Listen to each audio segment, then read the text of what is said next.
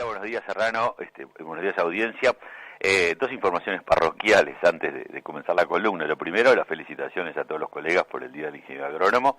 Lo segundo, en referencia a un comentario que hiciste antes del informativo, Serrano, por el incendio gigantesco que hay en el Pantanal, ¿no? Que tú comentabas de que no se ve el sol. Pero te quería hacer un comentario que el sábado pasado se viene generando en las últimas semanas. Los que estamos en el sur, en el campo, nos vimos sorprendidos porque el sábado de mañana amaneció, no con una cerrazón, sino con un humo. Se había dicho que los incendios de Argentina, que se ocupó ya la semana pasada el Polilla, los incendios de Argentina, el humo iba a pasar por arriba de Uruguay, no iba a ser como otros años que pegaba contra Colonia, San José, Canelones, Florida, hasta llegaron a Durazno, la primera gran quemazón hace 11 años que llegó hasta Salto y Paysandú, que los humos iban a pasar por arriba. Lo realmente que ocurrió sábado y tanto de mañana, después de tarde, nosotros volvíamos por Ruta 8 y ahí a altura de Soca se veía todavía el humo que estaba bajando, que como había una tormenta gigantesca acá, ¿te acordás que la semana pasada, el viernes, sábado y domingo llovía cántaros acá en Cerro Largo? La tormenta del norte hizo que pegara el humo que venía a alta altitud y volviera hacia atrás y descendiera sobre los departamentos del sur. Entonces se amaneció con ese humo que yo cuando lo vi el sábado de mañana dije, esto no hace razón. Empezamos a hablar con distintos amigos en distintos lugares, Colonia, San José, Florida, y era lo mismo, ¿no? O sea, era el humo que había chocado. O sea, está afectando el humo de Argentina, de los grandes incendios que tienen los argentinos en estos momentos, también están afectando del lado uruguayo, no como en otros años que se vivió fuertemente. Esa era un poco la información y enriquecer un poco lo que tú habías comentado de Brasil, ¿no? Del desastre que se está produciendo en estos momentos en Brasil. Entrando en la columna de hoy, digo, lamentablemente se ha politizado mucho el tema de la apertura de la información de Antel, porque la apertura de la información de Antel lo que nos permitió ver estrictamente desde el punto de vista económico, un ejemplo de lo que han hecho muchísimas empresas, inclusive cooperativas, que le ha costado la vida porque se terminaron quebrando después, cuando deciden crecer en un mercado en la cual invierten gigantescas cantidades de dinero sin tener claro cuál es la cuota de mercado que quieren lograr entrar o que quieren robarle a la competencia, etcétera, etcétera. Acá lo que estamos viendo, y en estos momentos justamente ya se planteó que una universidad privada de nuestro país lo va a tomar como estudio caso, porque hay muchos estudios de caso de empresas en el correr desde la década del 70 hasta ahora que han terminado quebrando. Claro, Antel no quiebra igual que ANCAP no quebró en su momento, porque ANCAP técnicamente estaba quebrado porque el Estado la recapitaliza. En el caso de Antel aumentó las tarifas de Internet un 26 y 28% después de eso, porque las tarifas de Antel aumentaban, el IPC solamente aumentaba el teléfono fijo o el cómputo del celular, pero lo que te aumentaba un 26 y un 28% cada aumento era la Internet, que era lo que más estaba creciendo. Por eso después volvió a facturar también y logró jugar parte de esas pérdidas, pero quedó, como toda empresa que comete esos errores de marketing, quedó bastante complicada. Entonces, es un estudio de caso, va a ser un estudio de caso porque lo han cometido infinidad de empresas, errándole, o sea, algunas que invierten en mucha tecnología, o sea, compran maquinaria, meten maquinaria y dicen, bueno, yo me quiero quedar ahora con la cuota de un 30% del mercado más, por lo tanto hacen inversiones fabulosas y después no logran quedarse con ese 30%. Antel hizo un mix de mucha publicidad, ¿no?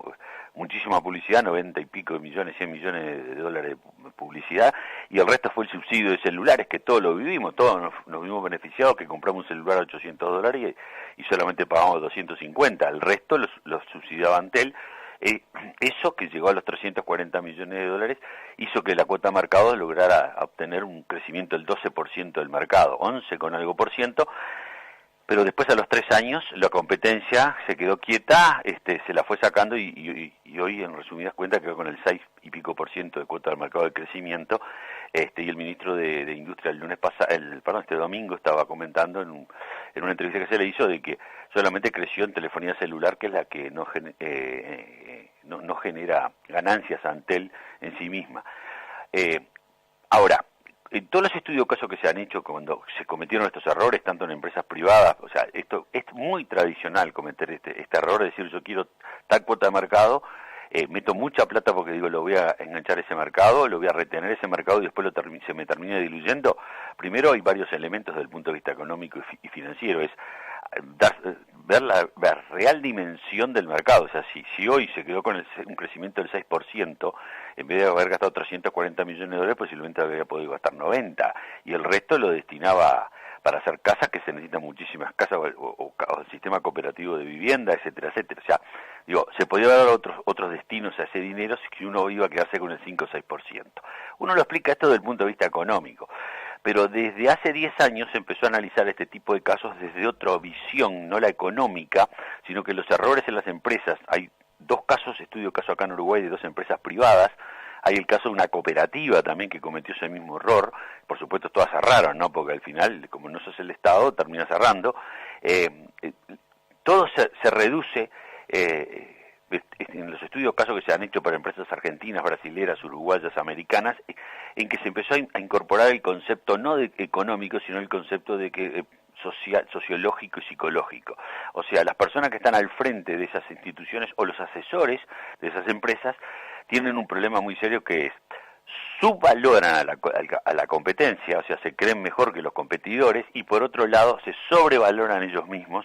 Entonces se creen que pueden lograr mucho más de lo que realmente pueden. Esto hace, en esta mezcla que hacen, o sea, lo económico más el problema sociológico, es que se cometen este tipo de errores en los cuales se quiere capturar o crecer en un mercado y se le parece que es a base de dinero, o sea, comprando tecnología o poniendo máquinas mucho mejores, o directamente, como hizo Antel, pero que realmente en el largo plazo no le redunda los beneficios que esperaba de la facturación. Entonces, claro, evidentemente se producen grandes pérdidas y grandes problemas a las empresas. En una empresa privada, todas terminan con los burros en el agua y todas terminan cerradas, sean empresas privadas, sean sociedades anónimas, unipersonales o como el caso de una cooperativa.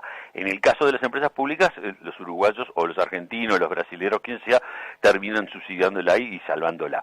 Por eso queríamos expresarnos, porque este es un ejemplo muy interesante de cómo la empresa a veces quiere capturar mercado y crecer en un mercado y comete errores estratégicos muy serios en los cuales termina perdiendo muchísimo dinero por querer capturar ese mercado. Lamentablemente se ha politizado este tema, porque coincide que justamente en aquel periodo la presidencia la tenía hoy una candidata municipal, entonces se ha politizado el tema, pero realmente la información económica, si uno se abstrae del problema político y lo baja al tema económico, es muy interesante, y es muy interesante de estudiar además los cientos de casos que hay a nivel de Mercosur y a nivel internacional también, referidos a este tema y los errores estratégicos cuando uno quiere crecer en el mercado. Era un poco la reflexión del martes.